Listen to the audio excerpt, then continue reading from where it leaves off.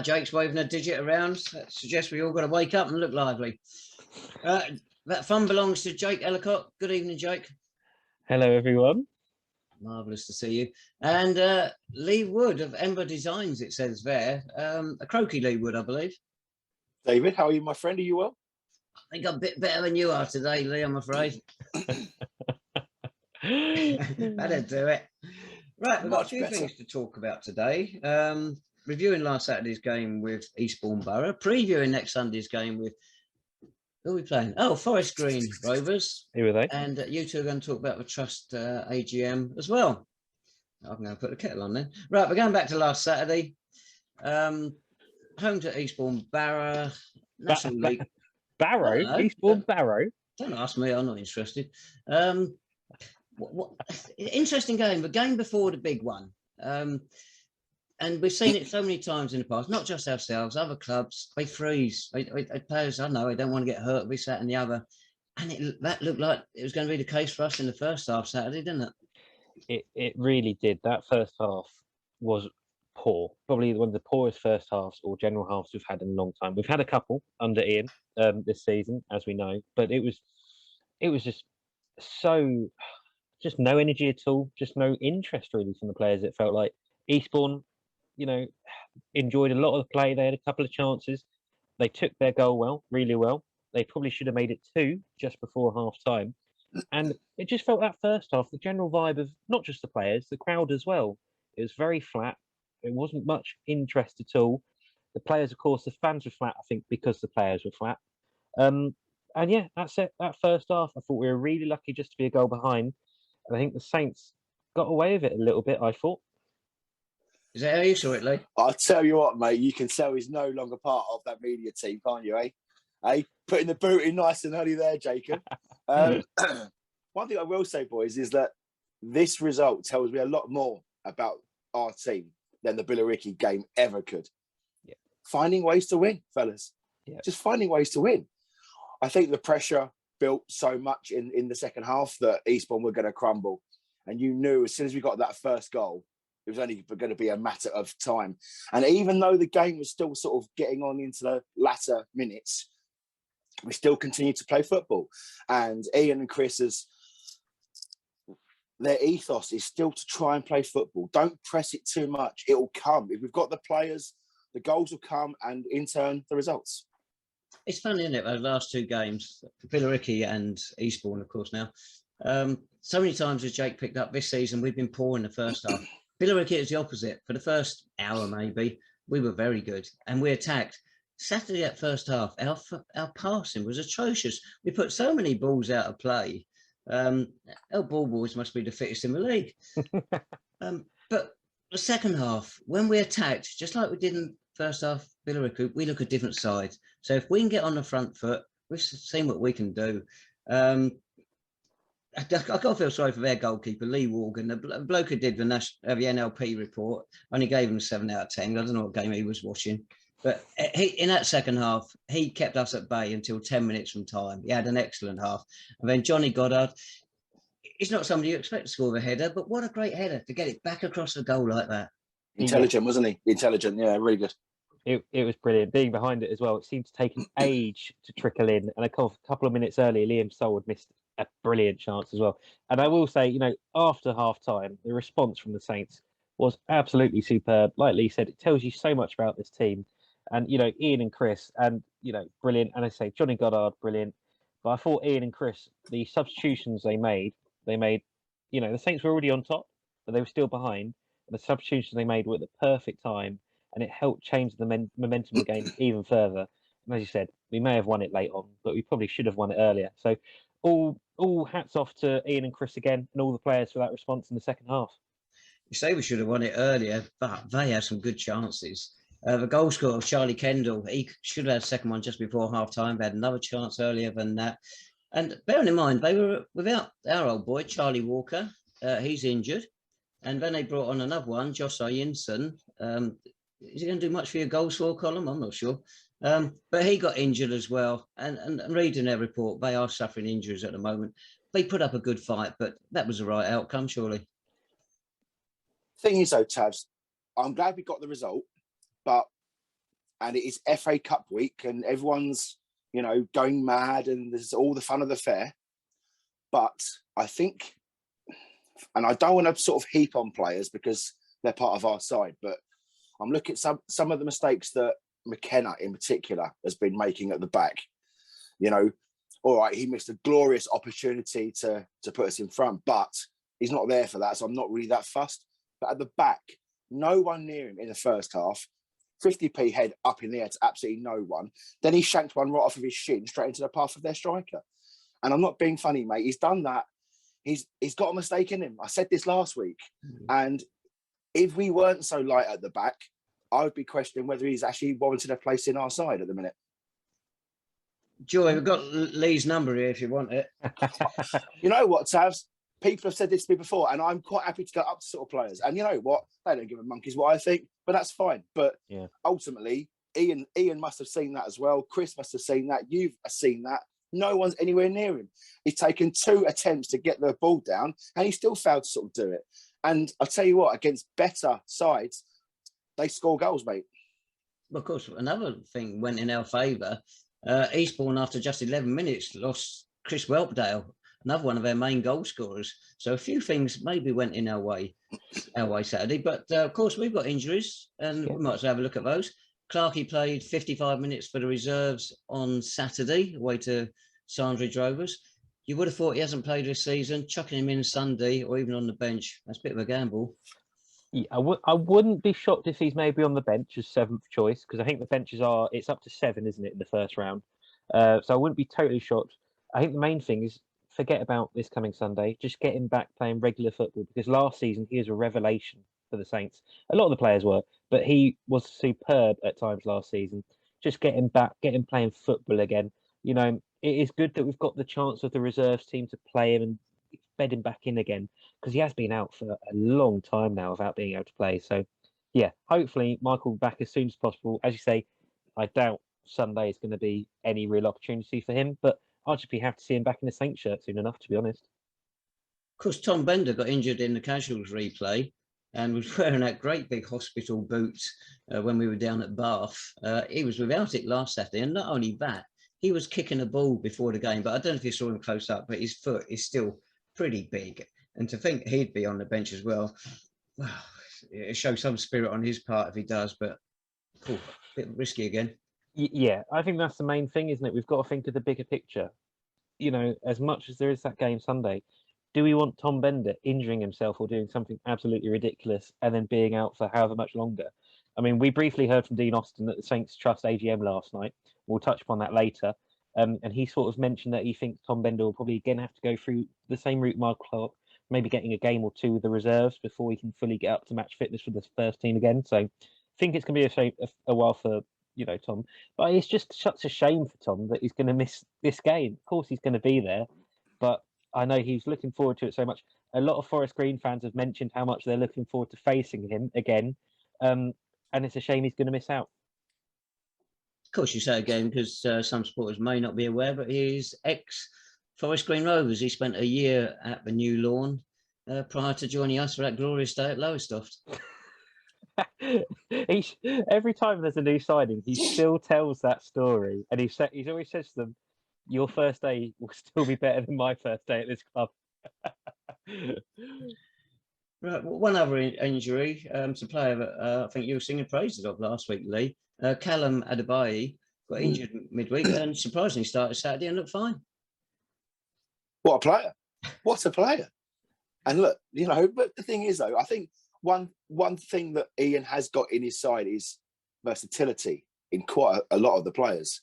But it's getting to the stage now where it's wearing a little bit thinner at the back and in key areas as well, you know, centre mid, centre of the back four.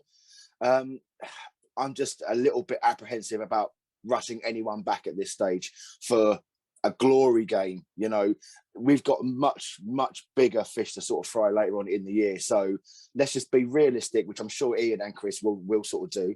Although if there is 7 spots on the bench, fellas, us 3, they could do a lot worse than that. No, they couldn't. I will say on Callum Adebayi, Ian and Chris, I think, have managed him really well. Those first couple of games of the season, we were very open. A lot of Saints fans were very open.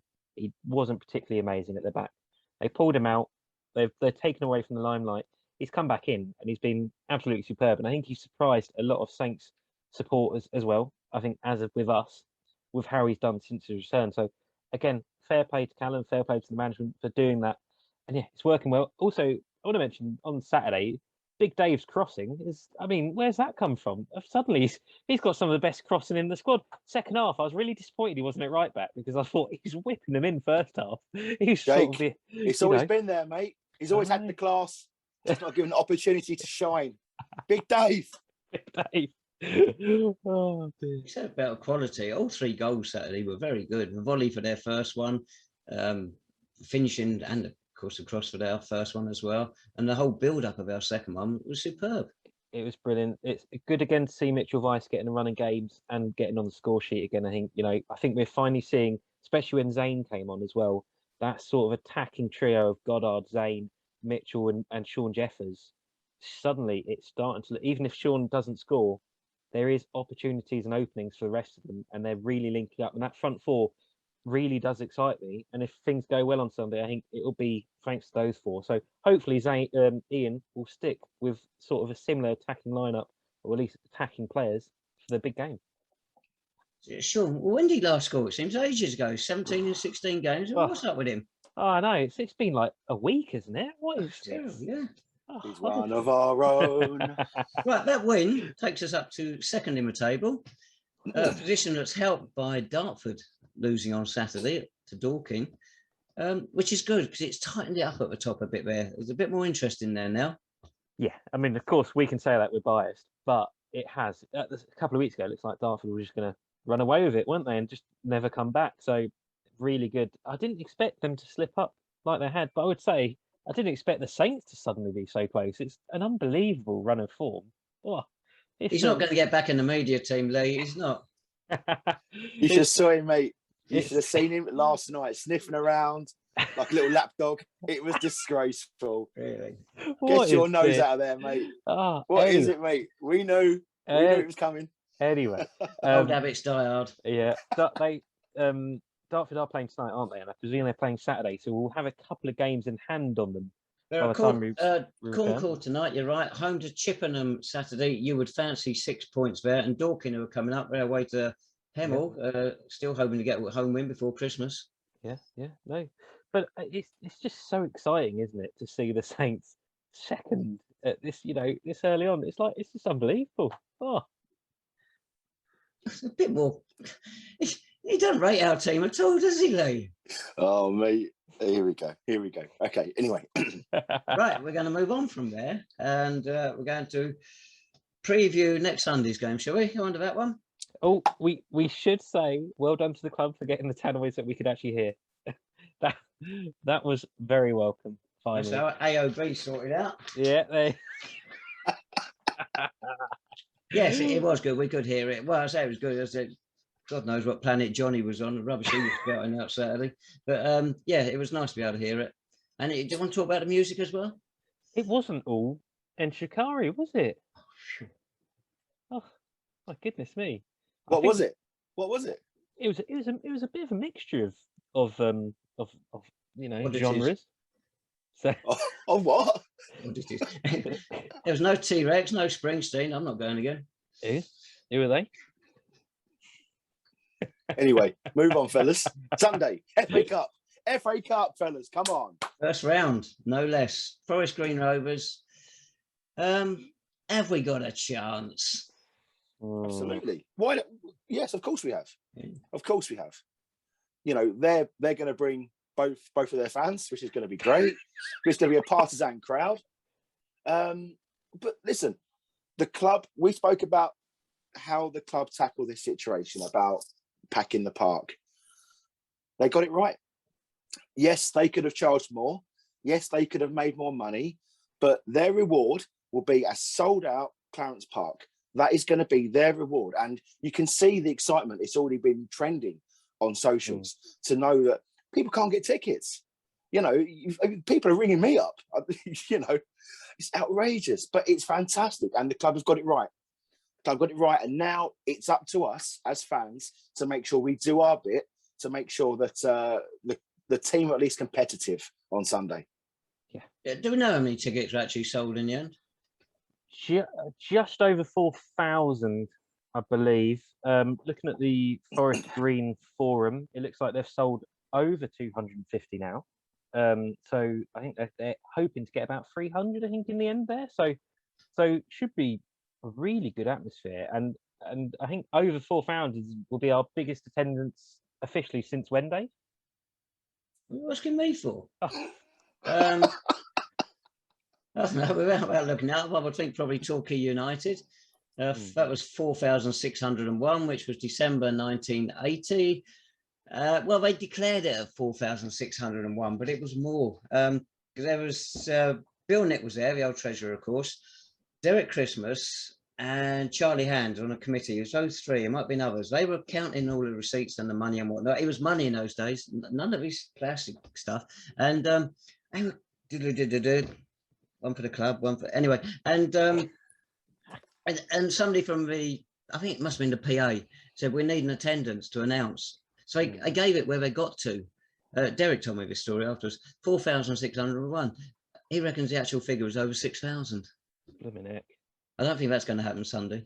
No, but do you know, I would say, I think if we had the capacity, I think we could probably get it to 5,000. I think. Oh, you've got plenty of room there. Don't forget, in the 1920s, with twice in successive weeks, we had just a few short of 10,000. Just this health and safety stuff that keeps it down.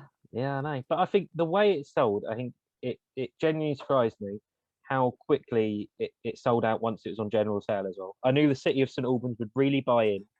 And I think Carlisle, it took, I think, just a couple of days before it finally sold out. Whereas this game, it's been absolutely bonkers. I think it was on general sale for about 36 hours before it sold out in the end. And that's unbelievable, isn't it? I think if we don't forget though, Jake, as well, you know, the one with Carlisle is that people wanted the actual sort of physical tickets. Yeah. And they were selling it for more games in advance as well. And we were just starting to sort of get the online ticketing system sorted out in time for Carlisle. But you know, it's a bit of an unfair comparison. But what I think it will do is actually, because there will be people there who actually work for the club now who would never have seen a sold out park, right? But also it will have a massive knock-on effect for the city of St Albans. First timers, you know, infrequent fans, armchair fans, they'll come down, and you know what? It will make them come back. Yeah. But what I will say, everyone, it won't always be like that. Okay, there will be some times when there's sort of like 20 of us against Edgware Town. But until that point comes, the club have done absolutely the best possible way to promote this tie. Perfect. Yeah. You mentioned something there, Lee. It is so sad not to have a physical match day ticket to keep with, we won't build a programme, to keep with the memorabilia from the game. It would be wonderful. But never mind, those days are gone. I know. You can print off your ticket on an A4 sheet of paper and it look lovely. I saw a few social media posts about the tickets from the Carlisle game, of course, which me and you were involved in. People talked about how much of a souvenir it was, and it is the same for this game. So it is a shame. It's not quite the same when you get a printed off QR code, is it? So you know. But we'd better look at the game, really, hadn't we? Forest Green then, Rob Edwards manager, doing a terrific job there. Top of Division 2, as Division 4 in the land that I'm in. And one defeat in 12 games in all competitions. They're flying. We're no defeats in 14. It's got a draw written all over it, isn't it? It's going to be an easy game. draw. It's a tough game, but Rob Edwards has got some top-notch pedigree. You know, he took the Wolves under 23s to their title, did a stint coaching for the FA. Obviously former Welsh international as well. Good pedigree, and there were some eyebrows raised at Forest Green when he got the job in the summer after Mark Cooper left. But I tell you what, he's assembled a really good quality, young, hungry side there, Dave. And I'm concerned. I won't lie to you, mate. I'm concerned because they've got some absolutely mustard players. And if we start mucking around at the back, giving them any sort of sniff, we're going to be in for a long afternoon. We'd be mad not to be concerned. We are a semi-professional side playing in Conference South, and whatever level standard you think of that this season, that's where we are. they are top of League Two, full-time professionals and all that sort of stuff. Of course, you can be concerned, but that's the FA Cup, isn't it? I'm gonna tell you the exact same thing as I sold it to my friend last week. 11 against 11 on the same pitch with the same ball, you know, in front of our fans as well. It only takes one mistake or one of their players not to quite fancy it. You know what I mean? It only needs someone to go in for a 50-50 tackle and Forest Green players, limbs everywhere. You know, we want to be getting in there, mate. They're men, we're men. You know, let's see what happens. But what I'm going to say to you, mate, is that it's going to be tough. On a footballing terms, we're not even comparable. Absolutely not. However, as you say, FA Cup, let's bring it on. Well, if any of our players are looking to further their career, they should take a look at the Forest Green squad. We've played against 3 of them recently. I did a little bit of research. We start with one I'm not going to pronounce right, but again, I'll never do any of them. Uduko Godwin Malif. I got one of those right. In December 2017, he played for Oxford City. He came on as a sub down the park in a 1-1 draw. His nickname is Dokes. That's a bit easier to say. There's another one, if I could move my page along a bit. Matty Stevens, top scorer at the moment with 9 goals in 17 games. He scored for Slough down the park in October 2018 when we beat them 3-2. And as Jake will remember, obviously the next one is Dan Sweeney. Again, October 17, he played for Hampton when they beat us 1-0 at their place at Beverley. He got booked 6 minutes into added time. And in a return match, he didn't play, but a guy called Sean Jeffers scored for Hampton. What happened to him? Don't know. One of our own. I was going to say, just look at their 2 top scorers. Jamil Matt, who's got 8, and Stevens has got 9. So they got 17 between them. Our top scorer's got that on his own. Now, if our top scorer is still level with them at the end of Sunday, that means we've in with a chance. Yeah, absolutely. The thing is as well, Matt Stevens, he's used to be like a former sort of boxer. He's got that big build, and we're going to have to play really, really, really well, you know, to keep him quiet. Jamil Matt, fantastic player, you know, but they all know this level, Tavs. So it's not as though they're, you know, seasoned ex-pros just sort of looking for a payday and a swan song. These are really seasoned, lower level professionals. And, you know, there's no gimmies here, mate. This is going to be the toughest game, seriously. So we need to be on the absolute money from the first minute. Otherwise, it's going to be extremely hard. Everyone's going, oh, Forest Green, you know, take the mickey out of their tendencies and their fans and all the accoutrements that come with their club. They are an extremely well-organised, well-run football club. And they are top of the league for a bloody good reason. 14 games unbeaten, St Albans City. They would give us respect as well, one would imagine. And they're certainly going to give Sean Jeffers respect, aren't they? Yeah. I mean, I have to say, going forward, I think we have the chance to cause some problems. I think midfield defence, we'll see how we cope. I think Ian's definitely got some decisions to make on selection-wise, especially central midfield. Be interested to see what pairing or who he goes with. So that'll be interesting. But I think going forward, we've got a chance. We showed that against Carlisle United a few years ago. We can score goals against Football League sides. And Lee, you mentioned then, you know, you never know what's going to happen on the day. And I always hark back to that Carlisle game where their defender should have got sent off. You know, that yellow card. The ref bottled it, mate. The ref bottled it. That's fine. And the game was gone, you know. Yeah. But if that goes a different way on Sunday, then suddenly there's a chance. So the Saints are definitely in it. We'll see. But I'm really interested to see who Ian picks on Sunday. Well, you're obviously one of the names you're toying with there is David Noble. He's along with Tom Bender, one of the 2 survivors from the Carlisle game. As we say, Bender's unlikely. And David Noble, I think he could be unlikely to start. I think he might have to settle for a place on the bench. But it's a tough call for Ian because it's a player with a lot of experience there. Yeah, it'll be really interesting. I think David Noble's appearance on Saturday coming off the bench will certainly give Ian a few question marks. You know, Hugh Dawson had a fine game, not one of his better ones. He struggled a little bit on Saturday. And I think Ian might just wonder if he could throw David Noble back in on Sunday. So we'll see. I think, to be honest, the rest of the team is probably generally settled. We're probably going to go with Joy McKenna and Adebayo at the back and probably DG at right back. But it's just that midfield. So, yeah, we'll see. Lee, who would you like to see in that central midfield pairing, do you think? In the ideal world, Nobby starts every single time. But the worst case scenario is he starts, he pulls up after sort of 10, 15 minutes, and then Ian's got to reshuffle the whole shape again. You know, that's a worst case scenario. If he's fit, play him all day. But unfortunately, I think it may be a game too much too soon for him. Bring him on. You know, who to sort of say we can get a sneaky goal, get in front, get the lead, and then we've got to take time out of the game. Bring Nobby on, do what he does best.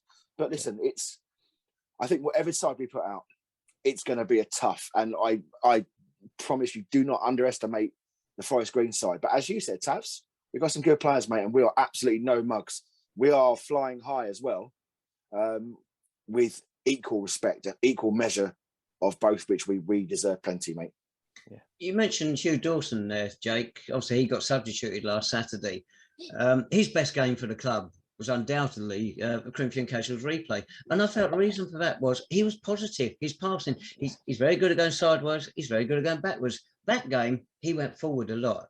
Not like last Saturday when he's overhitting the passes in the first half. He was finding that, and he was really opening Casuals up. Yeah. He went a bit the other way again last Saturday in the first half, and his passes weren't coming off just to keep possession. He's got time, and he'll put in more of a performances we saw against Casuals given time. This match is going to be a tough one for him.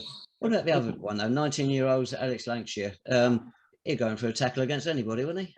Yeah, I thought he played well again Saturday. You mentioned Hugh Dawson. He's still at school, for goodness sake. And he might be playing in the FA Cup first round against a League Two side. That is like, oh.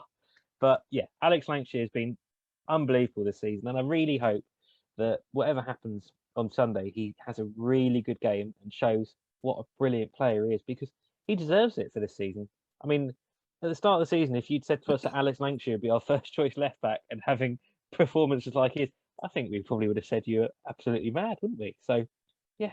And it is really good as well to have the club's academy process, etc., shown, for the world to see that we are actually starting to produce these talents. Well, last time we caught this match here, somewhere down here, that FA Trophy game down the park, semi-final. All right, we lost it overall, but draw in the first game. Would that be the worst result? Well, in fact, of course, every round this season in the FA Cup, we've gone through after a replay. So the worst thing Forest Green can do is draw with us on Sunday. Oh, it's guaranteed, isn't it? Yeah. I think a draw would be a very good. Lee wants to win on the day, really. That's all Lee wants. Listen, fellas, anyone says I want to draw obviously hasn't been to Stroud on a Tuesday night. That's all I'm going to say to you. And it's bandit country. It doesn't end well for anyone. Let's, you know what? The Beaver in town. Let's just win it on the day, shall we, fellas? Yeah. I want to say that whatever happens, Lee, you mentioned earlier, this crowd's going to be comprised of City diehards, City new people, City fans who come once every 2 seasons. I really hope that whatever happens, they stick behind the boys, make lots of noise, because again, they deserve this and they deserve the support. And even if we go a few goals down, I do not want to hear any negativity, because it's a great day out for everyone. And the Saints players have already done so much to get here. You're talking to Tabs there, mate. What are you talking about? I know. You're talking to Tabs. I'm going to hear him on the TV coverage when I watch it back that evening. Well, we talk about the 4,000 at the ground. Somebody early in the week said it'd be 1 million watching it on BBC Two. 5:15, of course. Anybody who's not up to speed yet. Then Graham Griffin at 3. No, he's not 3 counties. He hasn't gone there yet, has he? Radio Verulam suggested 2 million. To be fair, he's the most excitable man, isn't he, in media? Yeah. That's probably going to escalate now. Be like 10 million by the sort of time Saturday afternoon comes, and then by Sunday morning be 13 million people listening to the Saints. Top man. I've heard that figure banded out around a few places, Dave. So it'd be interesting to see how many do watch. But even if all these people at St Albans that don't get to go to the game, I hope they're able to enjoy it at home and also in the pubs as well. Enjoy the day, make the most of it in the whole city. It's going to be a great day for the whole of St Albans, not just the football club. Come on then, 2 confident predictions. 3-1 Forest Green. No, not right. I 2-1 Saints. 2-1 Saints. You've stolen mine, Lee. I'm gonna have to go. I'm gonna have to go. I'll go 2-1 Saints still again. I was on a Forest Green podcast the other day. It's called Top of the Hill. Give it a listen. Look on our Twitter feed. They've tagged us in. And they asked me as well, and I was like, based off of nothing at all, I'm just going to go 2-1 Saints. Because why not? How many times are going to have a chance to predict an FA Cup first round win for the Saints? Jake, this entire podcast is based on nothing at all, mate. So why are we going to sit there and change it now, mate? What do you think of this, Lee? Jake's going around advertising other podcasts. So while we're here, it's moonlighting. That's what's going on here. I advertised our podcast on there as well. Thank you. Right. So, while we're here, we might as well promote the one from the FA Trophy semi-finals. If you haven't seen it yet, we interviewed Peter Risley earlier this year. He was terrific. Of course, he played a pivotal role in those two games. So you will find it on. If you go to the playlist of the Podful of Saints interviews, it's on there. And it's had an increased number of views this week, so people are watching it, which is good. Super Steve Clark also talked about the run as well, didn't he? Touched upon it in his interview as well. So go listen to that as well if you're bored this week. We've been getting some love, haven't we, fellas, from our pods of late? People messaging me on LinkedIn and Twitter saying how much they absolutely loved the Cockers one. Yes. Obviously, Tavs, full credit, mate, to you for editing out all the expletives. I thought you were gonna be there for about a day and a half, mate, if I'm honest. It was that Cockerham. He's a boy, isn't he? What a lad. But it wasn't only his football talking about, whatever words I'm looking for, that got praised. I mean, my brother, she knows nothing about football. And his philosophy on life and whatnot as well. And she was picking up on that, and I'm sure other people did. Yeah, absolutely. But it's a case of, well, I think what came across so well is the fact that what he was saying resonates with fans new and old, and people really did talk about the passion he still holds for the club. And I think if we can see anywhere near that sort of passion from our players going forward, that's going to be an absolutely monumental thing for us to sort of have as part of our legacy. Yeah, absolutely. Peter Risley's coming on Sunday as well, so if anyone sees him, buy him a drink. Buy him two. Yeah, buy him two. But FA Cup, go back to the FA Cup second round, 1968. None of us were there. Bill Ratty scored for us when we went 1-0 in 5 minutes against Walsall in the second round down the park. They equalised 5 minutes from time. Who was it? Derek Travis, their captain, his first goal for the club, denied us what would have been a third round tie against Tottenham Hotspur. We lost the replay 3-1 at Fellows Park. John Butterfield scored. But I say Bill Ratty scored in the first game. We had an email from him, emailed me earlier this week, just to pass on a message to Ian and the boys saying all the best. He'll be watching it on BBC Two from Norfolk, and maybe we'll get Spurs this time. That's the spirit. It's brilliant, isn't it? All these ex-players, ex-legends, they hold the club so close to their hearts, even now. It's brilliant. And like Lee, you just said, the connection between the players and the fans going back so many decades now, it's just superb, isn't it? Oh man, I'm getting goosebumps now. It's ramping up now. Even Taz is smiling. Or was that wind? No, he's smiling. Get in, FA Cup. Come on. Should we temper expectations by briefly mentioning the Trust AGM last night? I think we should. Yeah. Wasn't it absolutely heaving, full of enthusiasm and life? You said to me, Jake, it's going to be a buzz. I said, Jacob, the only buzz, mate, that you're going to hear is of pacemakers and hearing aids, my friend. But apart from that, it was a really good night. They always are. And I don't think anyone really appreciates the effort that the Trust do. And I, for one, have been singing their praises for the last, having dealt with them on a weekly basis. The stuff they do, often with their hands tied behind their backs, the money they put in that no one really, really sees. Maintenance for the pitches and stuff that needs fixing. Often 9 times out of 10, it'll be the Trust that puts their hand into their pockets and divvies out some cold hard cash. Yeah. It was an interesting. Even Dean Austin attended and sort of explained his role in the club, which was interesting to hear about the pathways that he's setting up, etc. And what was good for me, I thought, was hearing a bit more from Ian Rogers, head of the trust, about how much more involved he is in with the club's discussions and decisions making now, which I think we all know was severely lacking up until this last year, less than a year probably, which is good to see. And he explains it around that, which is good to hear. And I think more openness with that, and more, there's touched upon a few times that the club can be more open about a few things last night.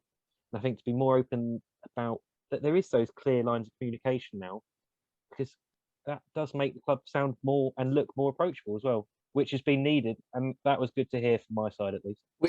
It came across about a year ago as it being some sort of like, clique. You know what I mean? It's almost sort of like a Mason-esque sort of hierarchy, that it was like an inner circle. And fans were left out in the cold. And the club should be not surprised at the amount of grief they got on social media. But thankfully now that seems to have changed. And you need to have absolutely full transparency. If you want a successful club and you want the club to grow from the bottom up, you've got to engage with the fans, because at the end of the day, they are the one that's bringing in the money. Yeah. Any elections take place last night? You know what, David? Funny you should say that. There was a new election to the board. Jacob Ellacott. Not another freeloader. I know. He wants to be back on that media team so badly, mate. I tell you. I do not. He was buying baby shams all over the place. It was outrageous. Deary me. Who voted for him, for goodness sake? I think I did. David, it's better the devil that you know, my friend. Come on, we know this now. So, Jake, what are you going to bring to the party? I haven't decided yet. I'll let you know in a few weeks' time. God, his manifesto must have been interesting, Lee. Hey, in all seriousness, I know that he's here, and he does get a little bit embarrassed when his head goes all sort of shiny. But I'm hoping he's going to get a complex now. I do hope, mate, that I can think of no one better at the minute to be that liaison between the fans and the club. You are one of the people that has been banging the drum for clarity and fairness all the way through the last sort of 18 months. So if you can even get them to listen, they won't take it on board, and they probably won't implement any ideas that you give them. But until that point, mate, as long as they listen to you now, then you're halfway there, fella. Well, the ideas he gives them is the one you and I feed him with. There you go. I was going to say that, mate. I wasn't going to say that. Thank you very much. That's the kindest thing you've ever said, Lee. So yeah, I have joined the trust board. So if any supporters do have any comments or anything to bring up or mention, please let me know. This podcast is separate to the trust. This is just me as a supporter on this. So I do not represent the trust at all. But yeah, if anyone's got any comments, you know how to let me know. Come up to me at a game, have a go at me. Everyone normally does anyway.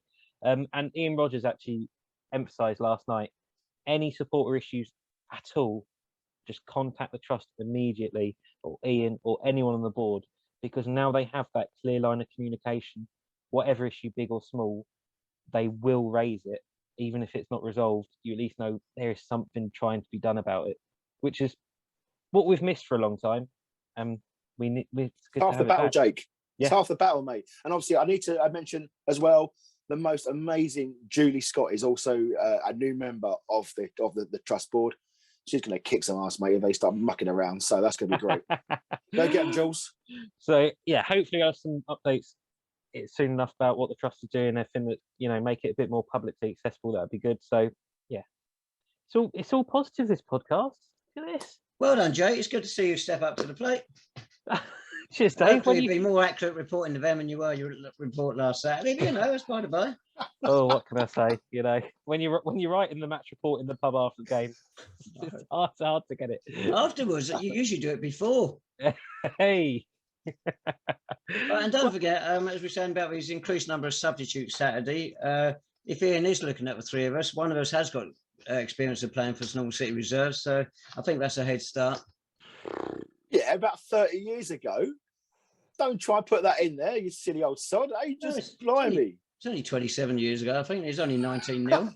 Hey, I played for London Road. I mean, we've got all the credentials. Great, brilliant.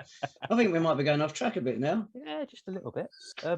Right, if it's a replay, it'll be Tuesday week for 16th of October. No, November. October's gone, Dave. 16th of November, 7:45 at the lawn, new lawn. Come on, FA Cup, we love it. The magic. Let's bring it. Yeah. Yeah. Thanks for everyone for watching, listening. Give us a follow on Twitter, email us. And yeah, I guess it's just say thanks again and come on, you Saints. But also enjoy it. Just enjoy it. Go out, go to the pubs, go to the shops, enjoy it. Take your family, bring your friends, get involved. Tabs, don't roll your eyes. Come on, you Saints. Come on, you Saints. Bye-bye, everyone. Yeah, good luck Saturday, lads.